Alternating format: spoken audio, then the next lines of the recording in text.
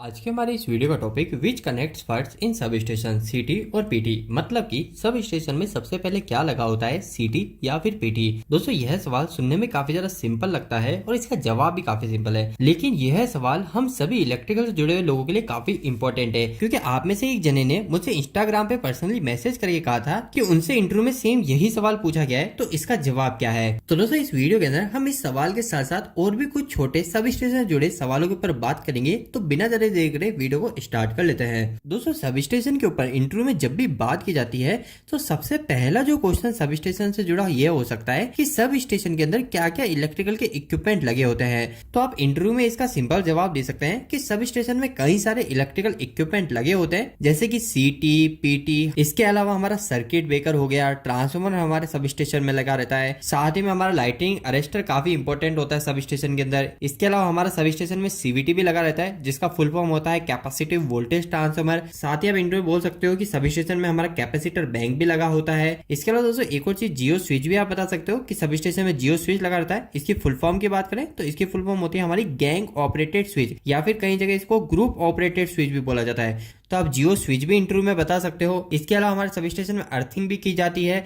लेकिन जो इक्विपमेंट की बात करें, जो जनरली मोस्टली जो उपयोग आ रहे होते हैं इक्विपमेंट, वो ये सभी इक्विपमेंट है। तो आप इंटरव्यू में ये सभी बता सकते हो। अगर मैं आपको इन सभी इक्विपमेंट के बारे में सिर्फ एक एक लाइन में ही बताऊं तो सिंपल सी बात है, पीटी का काम क्या होता है। पीटी और जो सीटी होती है इन दोनों का काम लगभग सेम ही है। पीटी जो होती है हमारी जो भी मेन लाइन है, मेन जो वायर है, उस वायर में हमारा कितना वोल्टेज फ्लो हो रहा है, उस वोल्टेज को जो मेजर किया जाता है वह मेजर हमारे पीटी की मदद से ही किया जाता है। इसके अलावा जो सीटी क्या होती है, तो सीटी भी सेम वही होती है। पीटी हमारी क्या कर रही है, हमारी जो लाइन है उस लाइन के अंदर कितना वोल्टेज फ्लो हो रहा है उसको मेजर कर रही है, पोटेंशियल ट्रांसफार्मर। जबकि जो सीटी है, सीटी की फुल फॉर्म होती है करंट ट्रांसफार्मर। ये हमारी जो लाइन है, इस लाइन में कितना करंट फ्लो हो रहा है उसको मेजर करके हमें बताती है। इसके अलावा जो सीटी होती है, सीटी हमारे एक तरह से सेफ्टी डिवाइस में भी आती है, क्योंकि अगर हमारे लाइन में ज्यादा करंट फ्लो हो रहा होगा तो क्या करेगी, सीटी हमें बता देगी कि हमारा ज्यादा करंट फ्लो हो रहा है। तो इसकी मदद से हम हमारे सर्किट ब्रेकर को भी ट्रिप करा सकते हैं। इसके अलावा दोस्तों तीसरे नंबर पे हमारा सर्किट ब्रेकर हो गया। सर्किट ब्रेकर हमारी जितनी भी चीजें हैं, जितने भी हमारे इक्विपमेंट है इलेक्ट्रिकल के, उन सभी को प्रोटेक्ट करने का काम करता है। हमारे इक्विपमेंट को भी प्रोटेक्ट करता है, हमें भी प्रोटेक्शन देता है।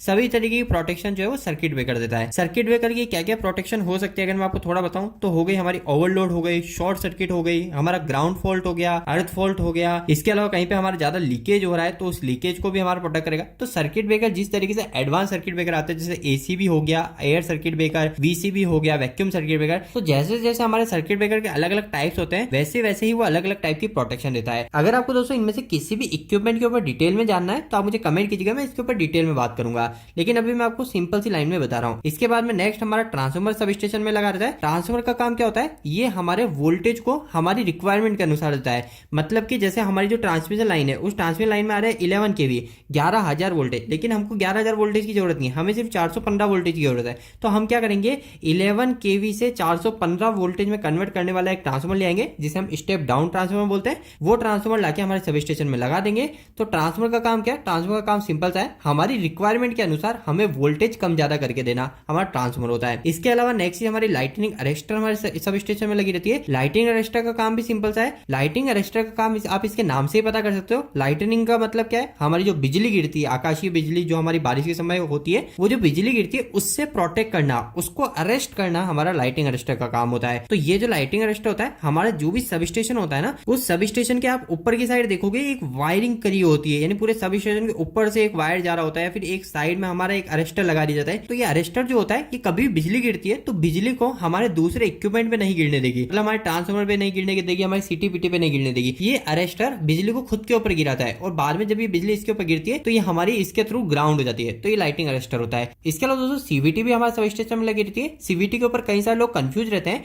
अगर आपको सीवीटी के ऊपर डिटेल वीडियो चाहिए तो आप मुझे कमेंट बॉक्स में जरूर बताइएगा, इसके ऊपर मैं एक डिटेल वीडियो बना दूंगा। अभी सिंपल सी भाषा में बताऊं तो सबसे पहली चीज, सीवीटी हमारी जो होती है, वो सीवीटी हमारी 100 VA के ऊपर की जो लाइन होती है उसी में सीवीटी होती है। मतलब कि जो 1 लाख वोल्टेज के ऊपर जहां पे वोल्टेज फ्लो हो रहे हैं उस सब स्टेशन में ही हमारी सीवीटी लगी रहती है। इस सीवीटी का काम आप सिंपल सा ऐसे समझ सकते हो, आप जो आपकी ट्रांसमिशन लाइन को देख रहे होते हैं, इस ट्रांसमिशन लाइन में हमें जनरली यही सुनने को मिलता है, जो ये वायर है इस वायर के अंदर हमारी पावर सप्लाई आ रही है और उस पावर सप्लाई को हम ट्रांसफर से कम ज्यादा करके यूज में लेते हैं। लेकिन दोस्तों इसके साथ साथ इस ट्रांसमिशन लाइन के अंदर ही हमारी कम्युनिकेशन सप्लाई भी आ रही होती है। पावर सप्लाई तो आ रही है जिसका हम उपयोग कर रहे हैं, इसके साथ साथ हमारी कम्युनिकेशन की सप्लाई भी आ रही है, कम्युनिकेशन के सिग्नल भी आ रहे हैं। तो वह जो सिग्नल है, जो कम्युनिकेशन के सिग्नल है, उसकी फ्रीक्वेंसी काफी ज्यादा होती है। जो हमारी पावर सिग्नल होते हैं, जो जनरली हम जो यूज करते हैं, उसकी फ्रीक्वेंसी तो आप सभी को पता है 50 हर्ट्ज जो होती है, इंडिया के अंदर यूज करते हैं। लेकिन जो ये कम्युनिकेशन के सिग्नल होते हैं, इसकी फ्रीक्वेंसी काफी ज्यादा होती है, ये हजारों के अंदर, इससे भी ज्यादा होती है। तो ये जो इतनी ज्यादा फ्रीक्वेंसी होती है ना, ये इतनी ज्यादा फ्रीक्वेंसी अगर हमारे किसी इक्विपमेंट में चले जाएगी, हमारे ट्रांसफार्मर में चले जाएगी, हमारे घर के किसी इक्विपमेंट में चले जाएंगे, तो वो हमारे इक्विपमेंट खराब हो जाएंगे। तो इसलिए ये जो सीवीटी होती है ना, ये सीवीटी हमारे फिल्टर करने का काम करती है। तो जो हमारी जो कम्युनिकेशन के सिग्नल है, इस कम्युनिकेशन के सिग्नल को तो हमारे ऑफिस में भेज देगा, हमारे कंप्यूटर के पास कम्युनिकेशन के लिए भेज देगा, और बाकी के जो पावर के सिग्नल है, जो मेन 50 हर्ट्ज की फ्रीक्वेंसी है, उसकी पावर को हमारे ट्रांसफार्मर के पास, हमारे सब स्टेशन के अंदर भेज देगा। तो ये सीवीटी का काम होता है, जिसकी फुल फॉर्म होती है कैपेसिटिव वोल्टेज ट्रांसफार्मर। तो इसका भी आपको याद रखना है। इसके अलावा दोस्तों नेक्स्ट आगे हमारा कैपेसिटर बैंक भी सब स्टेशन में लगा रहता है। कैपेसिटर बैंक का काम सभी को सिंपल सा पता ही है। कैपेसिटर का काम होता है हमारा पावर फैक्टर को इंप्रूव करना। तो यहाँ पे भी कैपेसिटर बैंक का यही काम है कि पावर फैक्टर को इंप्रूव करेगा। इसके अलावा आखिरी के अंदर एक जियो स्विच लगा रहता है। ये जियो स्विच को हम गैंग ऑपरेटेड स्विच या फिर ग्रुप ऑपरेटेड स्विच भी बोलते हैं। इसका काम सिंपल सा यही होता है, ये एक तरह का हमारा आइसोलेटर होता है कि कभी हमें सब स्टेशन में काम करना है तो उस समय हम सबसे पहले पूरे लोड को बंद कर देते हैं, हमारा सर्किट ब्रेकर बंद कर देते हैं, और उसके बाद में हम इस जियो स्विच को भी काट देते हैं। जियो स्विच के ऊपर मैंने ऑलरेडी एक वीडियो बना रखा है, आप एंड स्क्रीन में जाके देख सकते हो। तो दोस्तों ये सभी मेन इक्विपमेंट हो गए हमारे जो सब स्टेशन में उपयोग होते हैं। इसके अलावा हमारे सब स्टेशन में वेव ट्रैप भी उपयोग होता है, हमारे सर्ज रजिस्टर भी उपयोग होता है। तो और भी कुछ इक्विपमेंट यूज होते हैं, लेकिन जो मेन होते हैं वो मैंने आपको बता दिया। अभी दोस्तों ये वीडियो काफी ज्यादा लंबा हो रहा है, इसलिए हम पहले हमारे मेन सवाल पे आ जाते हैं, जो इंस्टाग्राम पे मुझसे पूछा गया है कि सब स्टेशन में सबसे पहले क्या लगा रहता है। इसका हम क्या जवाब देंगे, सीटी या फिर पीटी। तो दोस्तों देखिए, जो भी सब स्टेशन की लाइन होती है, जैसे ये मान लीजिए हमारा एक सब स्टेशन है, इस सब स्टेशन में ट्रांसमिशन लाइन आ रही है, तो अब जो सबसे पहली लगी रहती है ना ये सबसे पहले सीटी लगी रहती है, ना ही पीटी लगी रहती है। सबसे पहले जो सब स्टेशन में लगा रहता है वो रहता है हमारा सर्ज अरेस्टर।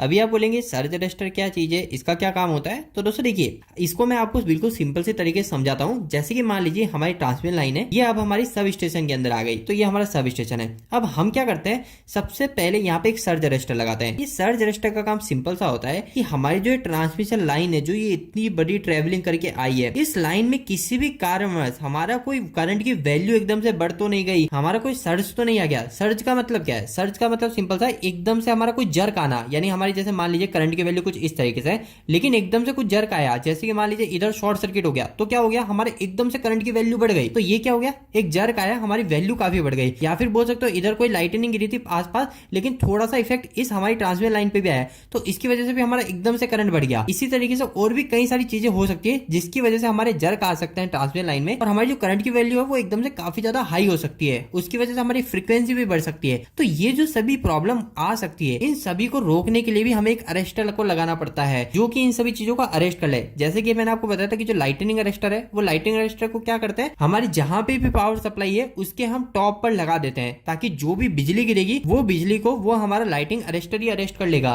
वो हमारे इक्विपमेंट में नहीं गिरने देगा। तो वह लाइटनिंग अरेस्टर को तो हम हमारी बिजली गिरने से बचाते हैं, लेकिन जो ट्रांसमिशन लाइन इतने लंबे सफर करके आई, उसके अंदर कहीं किसी और वजह से कोई हाइक तो नहीं आ गया, कहीं उसकी फ्रीक्वेंसी में कुछ बदलाव तो नहीं हो रहा, कोई कहीं ओवर करंट शॉर्ट सर्किट तो नहीं हो रहा। इन सभी चीजों को ही कंट्रोल करने का जो काम करता है वो हमारा सर्ज अरेस्टर करता है। ये सर्ज अरेस्टर का सिंपल सा काम ऐसा होता है, अगर हमारी इसकी लिमिट से ज्यादा इस लाइन में वोल्टेज या करंट आ रहे होंगे, ये उसको हमारे ग्राउंड कर देगा, यानी जो भी एक्स्ट्रा वैल्यू है ये सर्ज अरेस्टर उसको ग्राउंड कर देगा, और बाकी जो हमारी जितनी रिक्वायरमेंट की सप्लाई है जो हमारे लिए सही है उसको ही आगे फ्लो होने देगा।